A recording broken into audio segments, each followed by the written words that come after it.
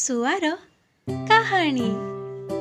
ଥରେ ଗୋଟେ ଜଙ୍ଗଲରେ ଜଣେ ସାଧୁ ରହୁଥିଲେ। ସାଧୁଙ୍କ ପାଖକୁ ପ୍ରତ୍ୟେକ ଦିନ ଶିଷ୍ୟମାନେ ପଢ଼ିବାକୁ ଆସୁଥିଲେ। ଗୋଟିଏ ଦିନ ଏକ ଶୁଆ ଶିକାରୀର ଜାଲରୁ ନିଜକୁ କୌଣସି ପ୍ରକାର ବଞ୍ଚାଇ ଉଡ଼ି ଉଡ଼ି ଆସି ସାଧୁଙ୍କ କୁଟୀର ନିକଟରେ ପଡ଼ିଲା। ତାକୁ କିଛି ଆଘାତ ମଧ୍ୟ ଲାଗିଥିଲା। ସାଧୁ ତାକୁ ଦେଖି ନିଜ କୁଟୀରକୁ ନେଇଗଲେ ଆଉ ତାକୁ ପିଞ୍ଜରା ଭିତରେ ରଖିଦେଲେ। ତାକୁ ଖାଇବାକୁ କିଛି ଫଳ ଆଉ ପିଇବାକୁ ପାଣି ଦେଲେ। ତାପରେ ସେ ସାଧୁ ଜଣକ ଶୁଆର ବହୁତ ଖ୍ୟାଲ ରଖିଲେ।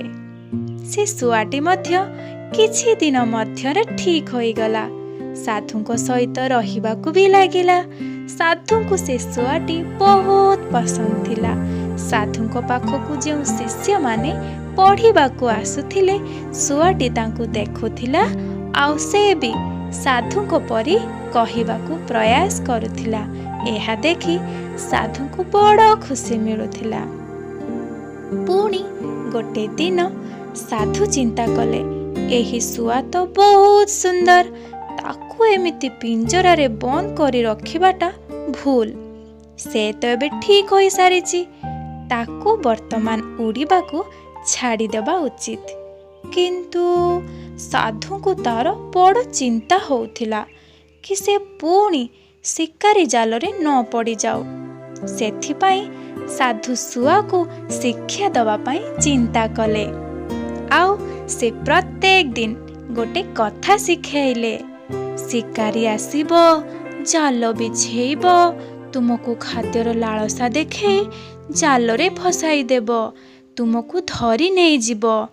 ତେଣୁ ତୁମକୁ ତାଠାରୁ ସାବଧାନ ରହିବାକୁ ପଡ଼ିବ।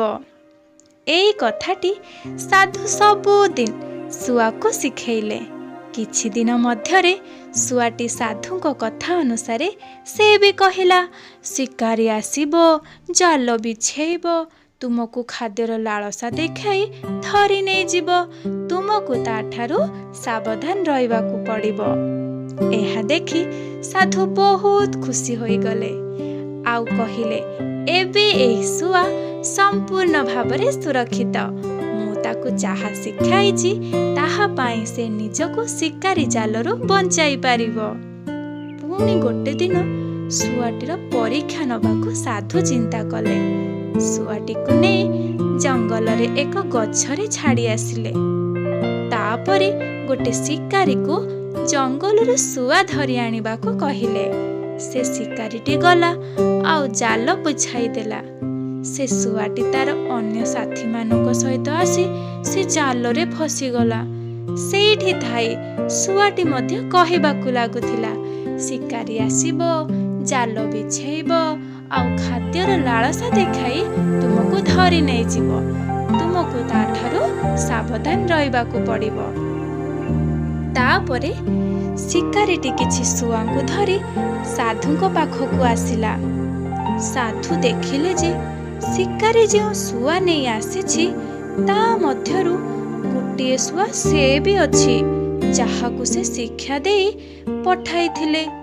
ଆଉ ସେ ଶୁଆ ବି ସେ ଜାଲ ଭିତରେ ଥାଇ କହିବାକୁ ଲାଗୁଥିଲା, ଶିକାରୀ ଆସିବ, ଜାଲ ବିଛେଇବ, ଖାଦ୍ୟର ଲାଳସା ଦେଖି ତୁମକୁ ଧରି ନେଇଯିବ, ତୁମକୁ ତାଠାରୁ ସାବଧାନ ରହିବାକୁ ପଡ଼ିବ।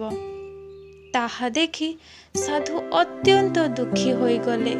ସେ ଅତି ନିରାଶ ହୋଇଗଲେ। ତାଙ୍କୁ ବହୁତ ଖରାପ ଲାଗିଲା କି ଏତେ ଶିଖାଇଲା ପରେ ମଧ୍ୟ ଶୁଆଟି ଜାଲରେ ଫସିଗଲା। ପୁଣି ସାଧୁ ଶୁଆର ପାଖକୁ ଗଲେ ଆଉ କହିଲେ, ମୁଁ ତୁମକୁ ଯେଉଁ ଶିକ୍ଷା ଦେଇଥିଲି ତୁମେ ତାର ଅର୍ଥ ନ ଜାଣି ଘୋଷିଦେଲ। ଯାହା ତୁମେ ଶିଖିଲ, ଯଦି ତାହା ଜୀବନରେ କାର୍ଯ୍ୟକାରୀ ନ କରିପାରିଲ ତାହେଲେ ସେ ଶିକ୍ଷାର ଲାଭ କ'ଣ? ମୁଁ ଏତେ ଶିଖାଇଲା ପରେ ବି ତୁମେ ଶିକାରୀର ଜାଲରେ ପଡ଼ିଗଲ। ଶୁଆଟି କହିଲା, ମୋତେ କ୍ଷମା କରିଦିଅନ୍ତୁ ହେ ମହାପୁରୁଷ। ତ ଏଇ କାହାଣୀରୁ ଆମେ ଏଇଆ ଶିଖିଲେ ଯେ ତୁମେ ଯେଉଁ ଶିକ୍ଷା ଲାଭ କରୁଛ ତାହାର ଅର୍ଥ ନ ଜାଣି କେବଳ ପରୀକ୍ଷା ପାଇଁ ଘୋଷି ଦେଉଛ। ତ ଏମିତି ଶିକ୍ଷାର କିଛି ବି ମହତ୍ତ୍ୱ ରହିବ ନାହିଁ ଯଦି ତୁମେ ପରୀକ୍ଷାରେ ବି ଉତ୍ତୀର୍ଣ୍ଣ ହୋଇ